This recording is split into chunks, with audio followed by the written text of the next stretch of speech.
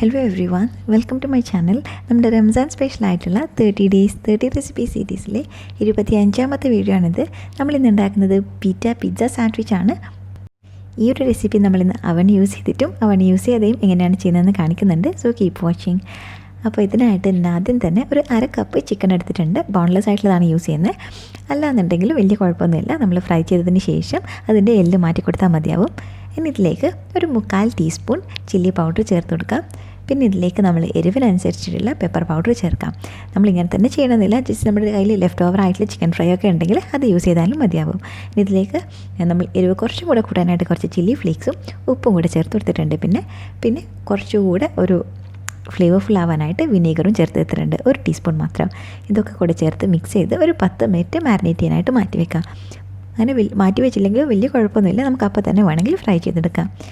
ഇനി ഏകദേശം 1 table spoon ഓയിലിൽ ഒരു മീഡിയം ലോ ഫ്ലെയിമിൽ വെച്ച് നമുക്കിത് കുക്ക് ചെയ്തെടുക്കാം. ഒരു 2 മുതൽ 3 മിനിറ്റ് വരെ മതിയാവും. ചെറിയ പീസായിട്ട് കട്ട് ചെയ്തുകൊണ്ട് തന്നെ ഇത് പെട്ടെന്ന് ഫ്രൈ ആയിട്ട് കിട്ടും. സോ നമ്മുടെ പീസസിൻ്റെ സൈസിനനുസരിച്ച് അതിൻ്റെ ടൈമിൽ വേരിയേഷൻ ഉണ്ടാവും. ഇടയ്ക്കിടയ്ക്ക് ജസ്റ്റ് ഒന്ന് ഇളക്കി കൊടുക്കുക. അപ്പോൾ ഇത് നമ്മുടെ ചിക്കൻ ഇവിടെ ഫ്രൈ ആയി വന്നിട്ടുണ്ട്. ഇനി നമുക്കിത് മാറ്റി വെക്കാം. അപ്പോൾ ഈ പിസ്സ ബ്രെഡ് സാൻഡ്വിച്ചിനായിട്ടുള്ള അല്ലെങ്കിൽ പിസ്സ ബ്രെഡ് നമുക്ക് ഉണ്ടാക്കിയെടുക്കേണ്ടതായിട്ടുണ്ട്.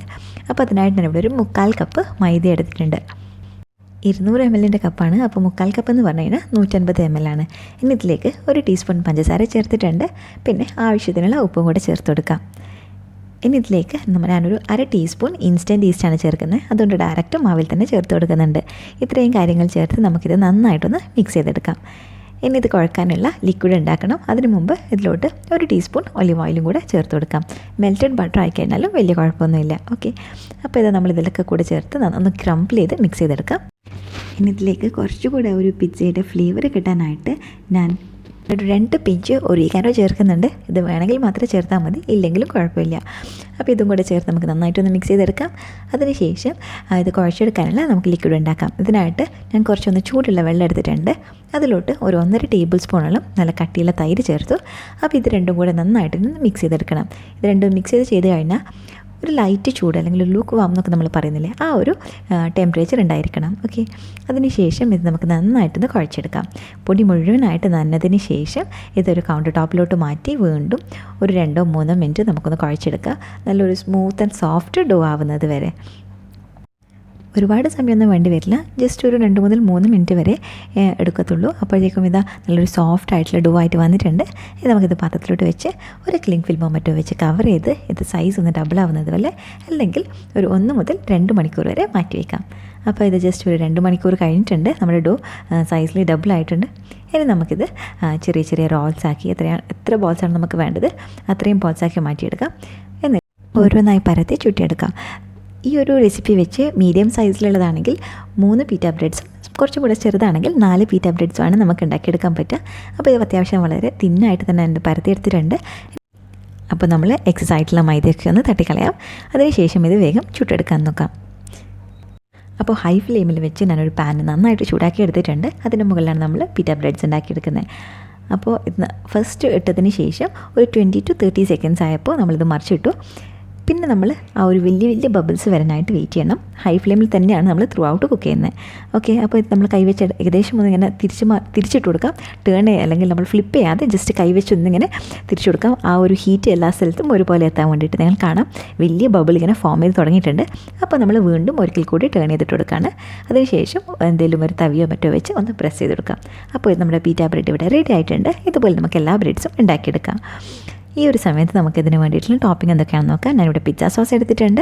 പിന്നെ കുറച്ച് പിക്കിൾഡ് ചില്ലി എടുത്തിട്ടുണ്ട്. നമ്മുടെ ഹെലോപ്പീനോ വേണമെങ്കിൽ അങ്ങനെ യൂസ് ചെയ്യാം, ഇഷ്ടമുള്ളത് എന്തായാലും യൂസ് ചെയ്യാം. ഓക്കെ, പിന്നെ ക്യാപ്സിക്കം, അനിയൻ, പിന്നെ നമ്മൾ ഫ്രൈ ചെയ്ത് വെച്ചിട്ടുള്ള ചിക്കൻ, പിന്നെ ഞാനിവിടെ മൊസറല്ലയുടെ സ്ലൈസാണ് യൂസ് ചെയ്യുന്നത്. മൊസറല്ല ഗ്രേറ്റഡ് ആയാലും വലിയ കുഴപ്പമൊന്നുമില്ല. ഓക്കെ, അപ്പോൾ നമുക്ക് ഇതൊക്കെ ഇവിടെ റെഡിയാക്കി വെക്കാം. അതിൻ്റെ കൂടെ കുറച്ച് സ്പൈസി ആവാനായിട്ട് ചില്ലി ഫ്ലേക്സ് എടുത്തിട്ടുണ്ട്.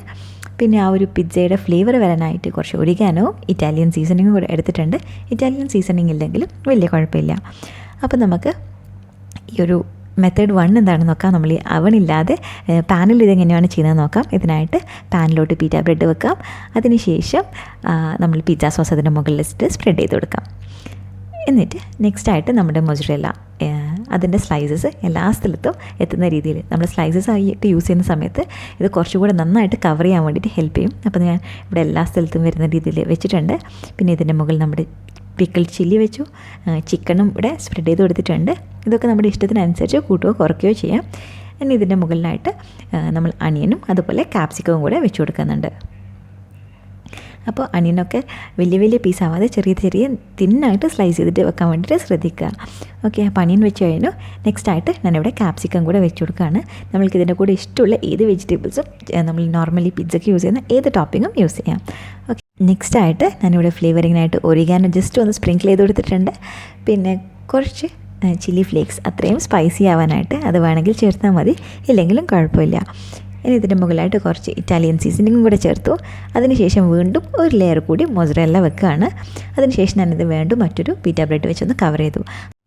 എന്നിട്ട് നമ്മൾ കൈവച്ച് നന്നായിട്ടൊന്ന് പ്രസ് ചെയ്ത് കൊടുക്കാം, എല്ലാം ഒന്നിച്ച് സ്റ്റിക്കായിട്ട് കിട്ടാൻ വേണ്ടിയിട്ട്. അതിനുശേഷം നമ്മളിതിനെ മറിച്ചിട്ട് വീണ്ടും 1 മിനിറ്റ് മാത്രം നമ്മൾ ഈ ഒരു സൈഡ് കുക്ക് ചെയ്താൽ മതിയാവും. അതിനുശേഷം നമ്മൾ ഫ്ലെയിം ഓഫ് ചെയ്തിട്ടാണ് ബാക്കി ഉള്ള ആ ഒരു ചീക്സ് മെൽറ്റ് ചെയ്യാനുള്ള പ്രോസസ്സിനായിട്ട് വിട്ടു കൊടുക്കുന്നത്.